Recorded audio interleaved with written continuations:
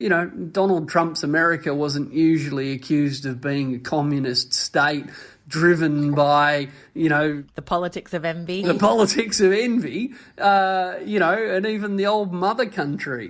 In the UK, they have forms of property and wealth tax that are significant compared to what we do here in Australia. So we've kind of got away with it for a long time, not doing anything about it, not accidentally, of course, and it's been very good for those who've accumulated these vast amounts of wealth. One for Mum, one for Dad, and one for the country. And there has never been a more exciting time to be an Australian. Budgets are about choices, Fran, and you show what you value through the choices you make. Dead, buried, cremated. This is coal. Don't be afraid. Don't be scared. The Treasury. Australia's basically done for. We'll just end up being a third-rate economy. A banana republic. How good is Australia?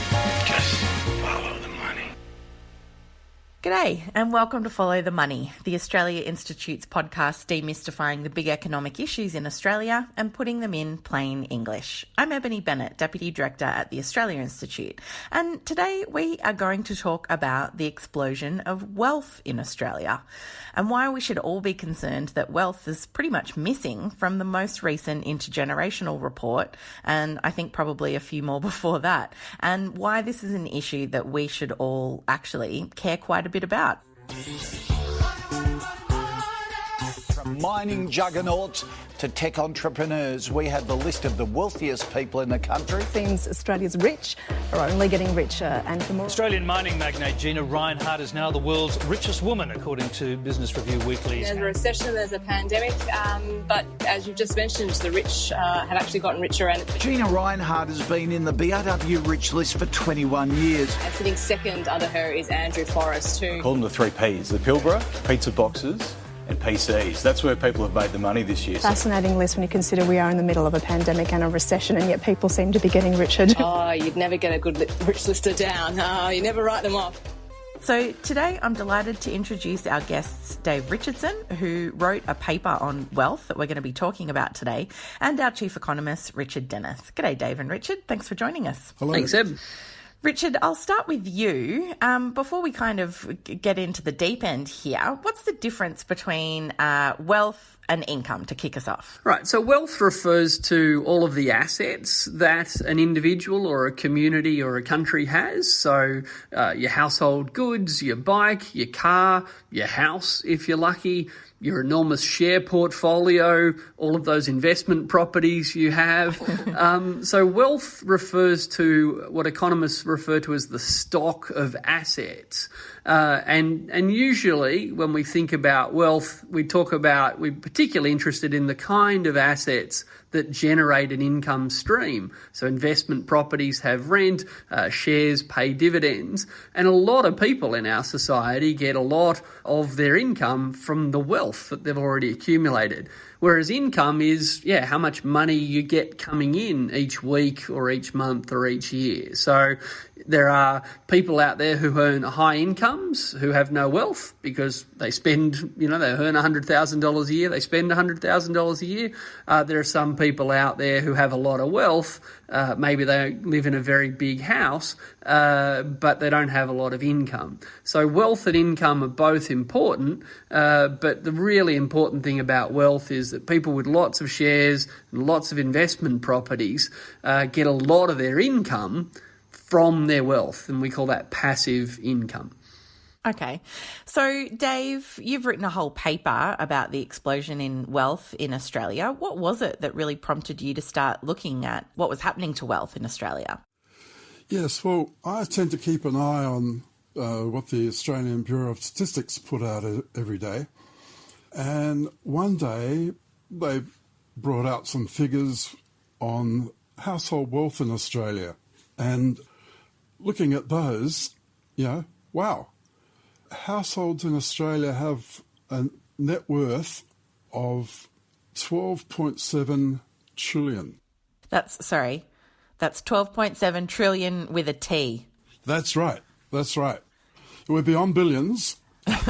Well beyond. And to be clear, a trillion is 1,000 billion. So if you've got yourself $1 billion and you had 1,000 friends, then 1,000 billionaires would make a trillionaire. And the wealth in Australia is 12.7 trillion. So, Eb, I don't know where you're hiding it, but, so someone's got it. It's under my mattress. Meanwhile, we're officially a nation of millionaires. The latest Australian Bureau of Statistics data shows average household wealth has passed $1 million for the first time. Where does all this wealth come from? Well, despite the fact that we have seen a slight decline in property prices of late, it is actually mainly down to property prices. A landmark report out today forecasts that Australia will have budget deficits for the next 40 years. Intergenerational report are sobering news, and that is that we're going to have to do more with less money. OK, that figure came out.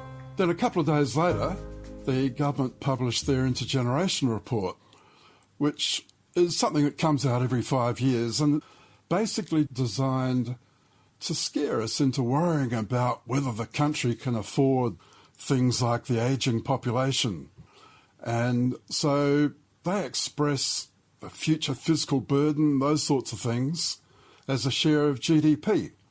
And I thought back to those figures, hey, hang on, apart from GDP, we should also be looking at things like wealth to inform us about capacity to pay.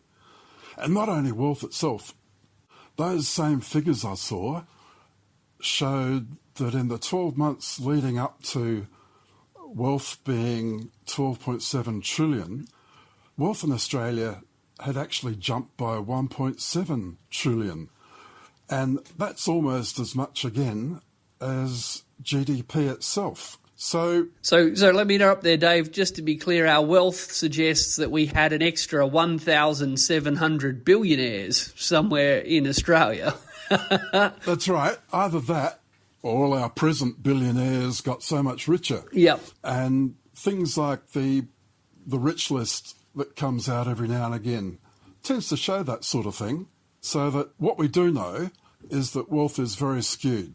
So to just repeat that, the thing that prompted your interest was, first of all, that overall $12.7 trillion figure, which is huge, but then also that figure has kind of grown quite a bit, as much as GDP, basically, in the last couple of quarters. And then thirdly, we had the intergenerational report coming out saying, ooh, we can't afford this ageing population, but it's ignoring this whole bucket of wealth that's just out there. Is that right? That's exactly right. So what most people probably don't realise is that when we measure GDP, gross domestic product, because that's a measure of our national income, how much money we all earn, that doesn't actually have our wealth built into it. So we have our GDP, our national income of around $2 trillion a year, but what Dave's saying is, well, GDP of $2 trillion a year, give or take, that's a big number, but our wealth is actually more than $12 trillion. So when we look at things like the cost of ageing and we divide them by GDP, Treasury goes, ooh, scary, scary, this getting old thing's a bit of a worry. Whereas when you divide the cost of ageing by our wealth, it's like, what are you worried about? We got heaps.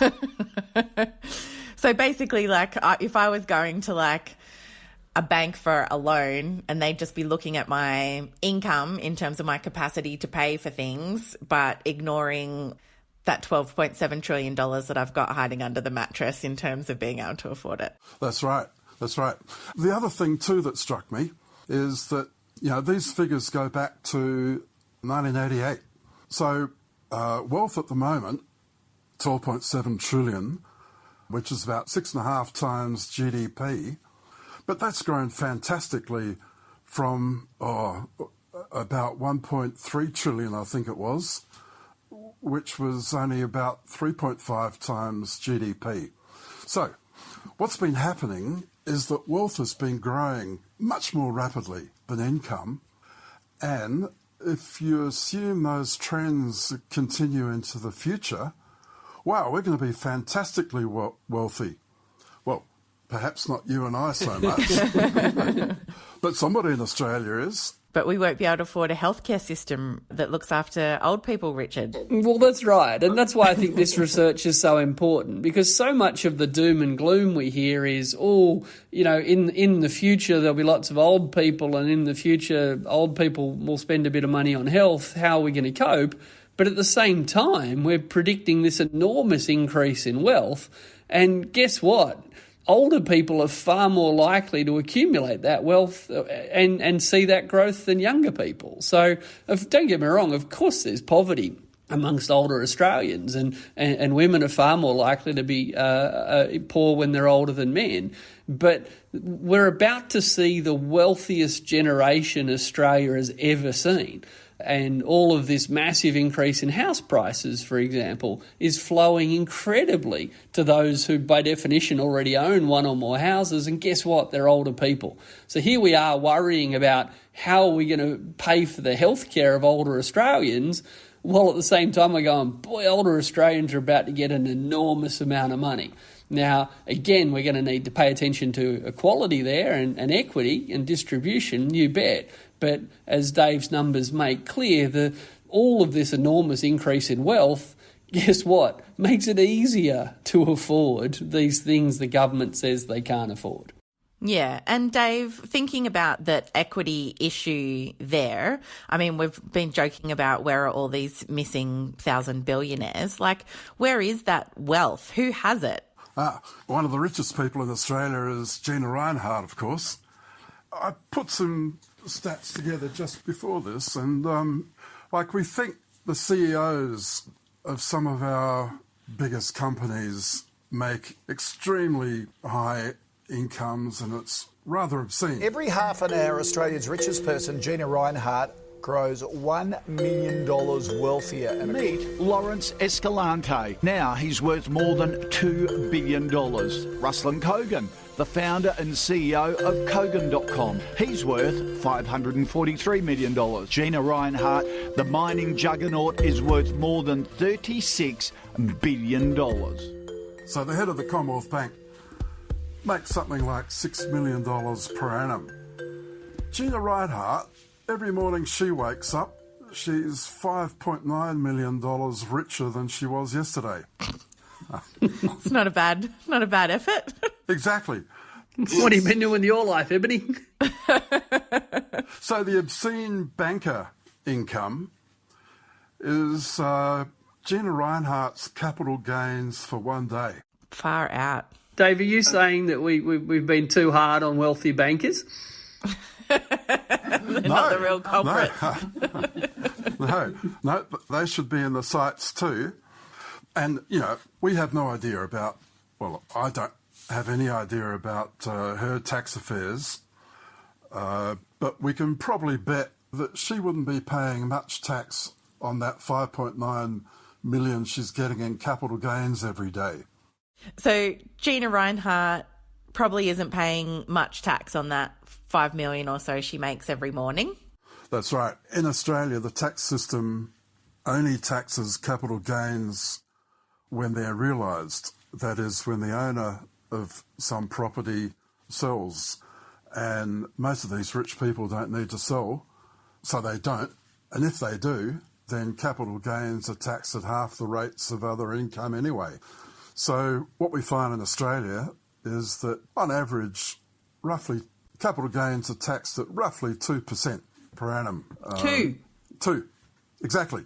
For the country as a whole, income tax hovers around 21 to 24% of GDP, something of that order.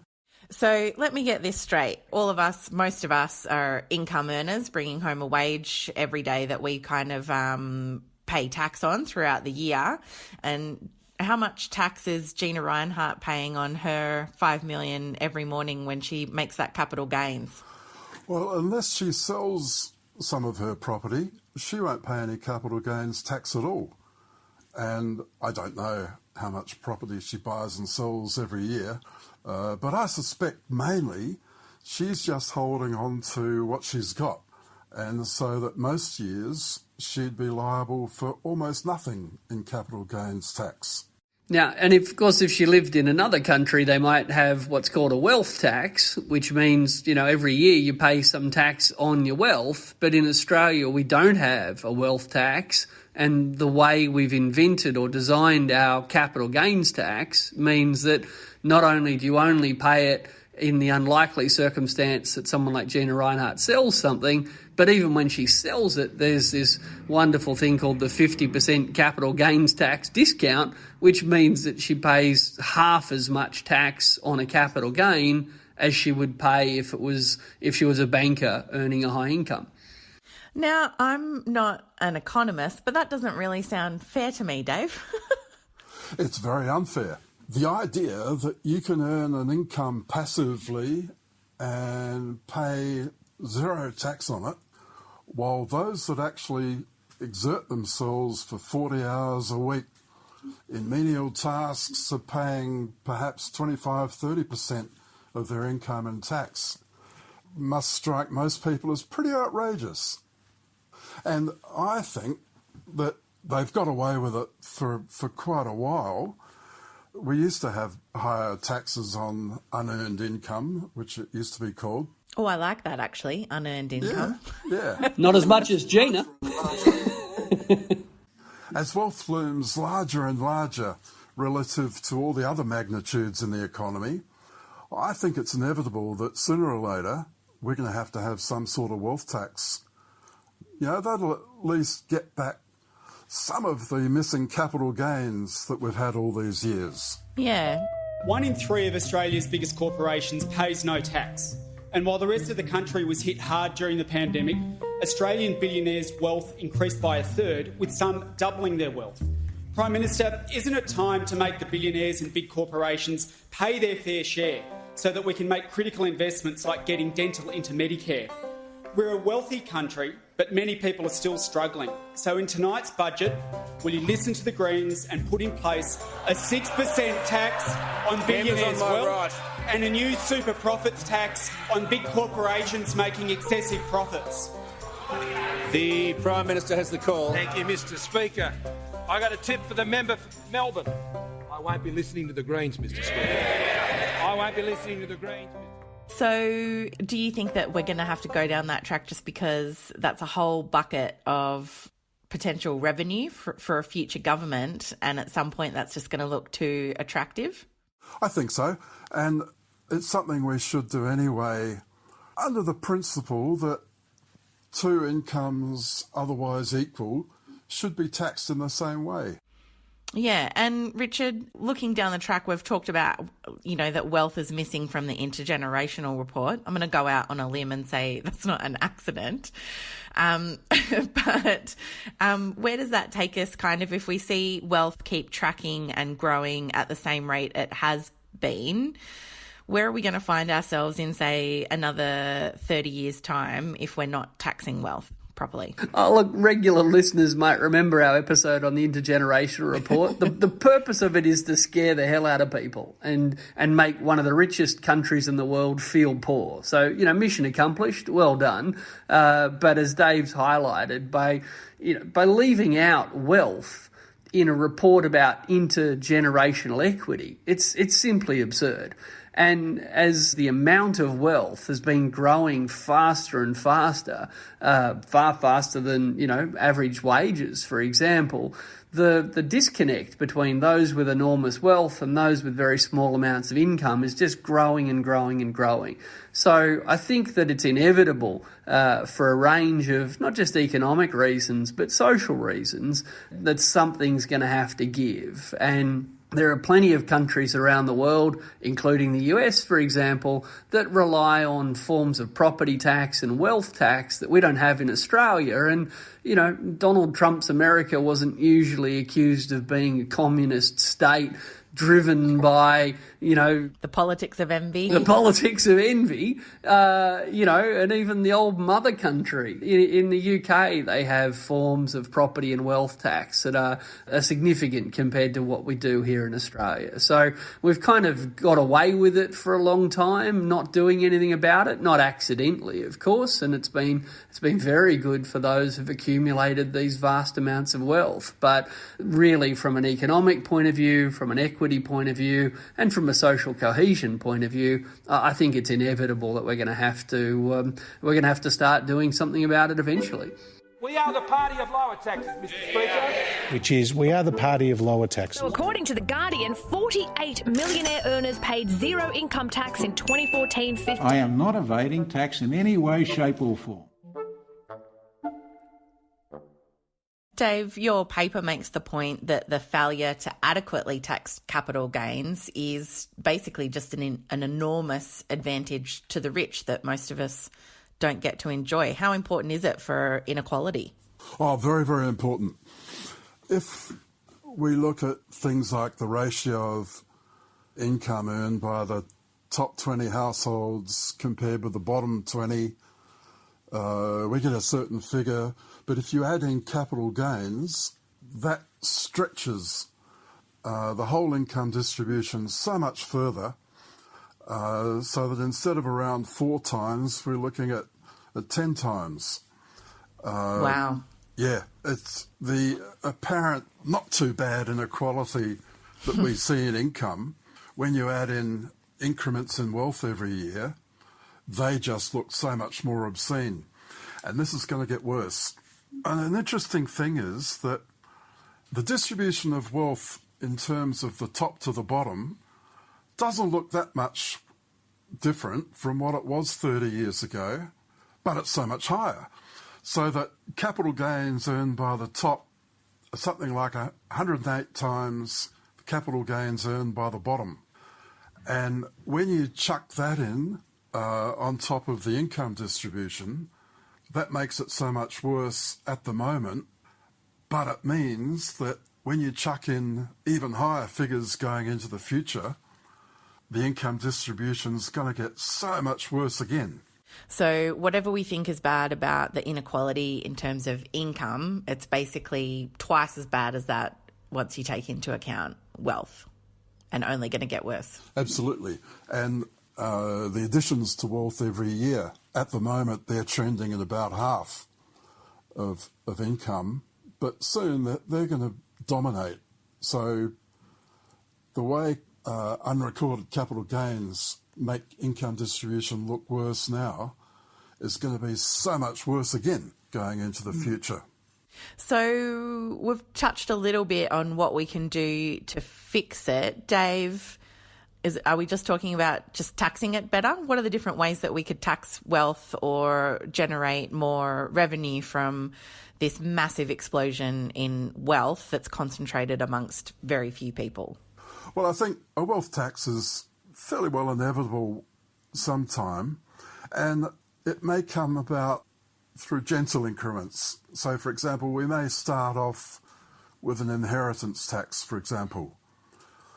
Some states are experimenting with, land taxes, which starts to tackle some parts of people's wealth. But there are problems with that.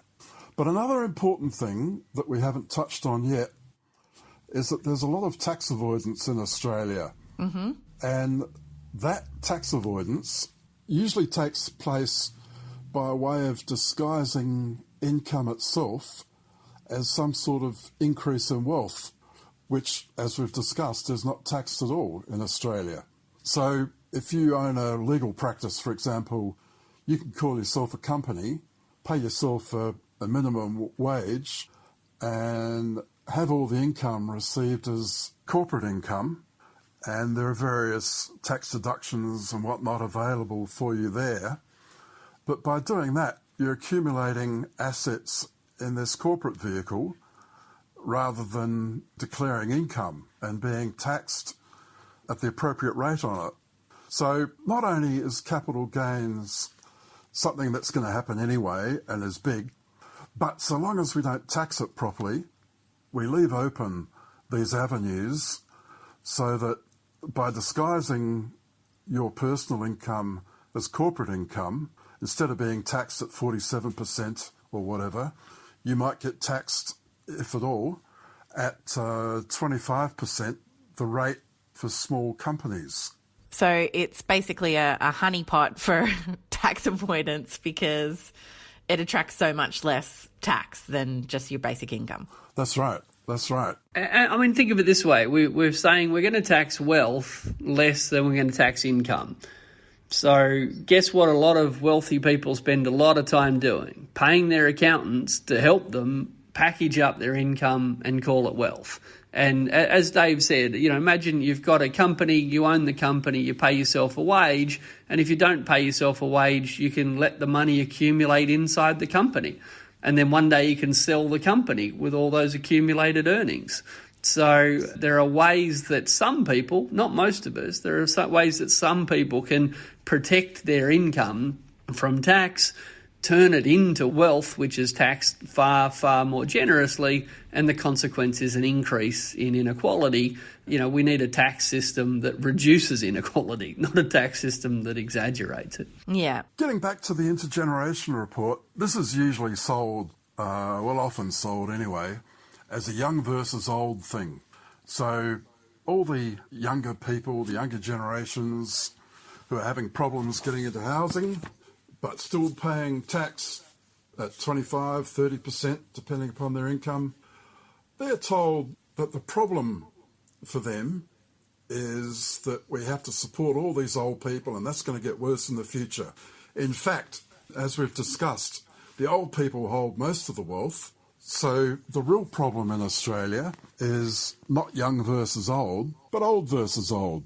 Despite the huge wealth among many old people, we're always going to have the majority in retirement on fairly low, dismal salaries, incomes, and who need lots of government services.